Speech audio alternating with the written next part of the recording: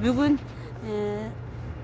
9 октябрь 2021 мына Жайыл Баатыр музейинин эстелигин тегерегинде Акбашат айыл өкмөтүнүн тазалык боюнча жумушчулары мындай машиналар менен келип дайыма тегеречекти тазалап кетип жатышат.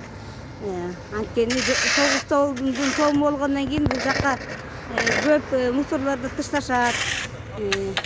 Анан азыркы учурда жаңы айыл өкмөт мынакей биздин балабыз жаш бала дайыма өзү келип тазалап атат.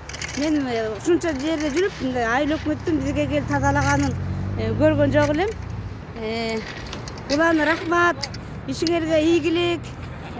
Ушинтип тазалыкты сактап, ушу Жайыл Баатырдын тарыхты урматтап, ушинтип тегерегин тазалап бизге жардам бергениңиз үчүн чоң ыраазычылык билдирем. Ишиңе ийгилик. Бар болгула мынакей музейдин тегерегине дайыма азыр тазалап, таза кармап жатабыз. Айыл өкмөттүн, Акбашат айыл өкмөттүн фамилияңыз кандай эле? Карымбаев. Карымбаев Уланбек болгондон бери бизде мында тазалык болуп жатат. Рахмат барыңыздарга. Ишиңерге ийгилик каалайм, ден соолукта болгула.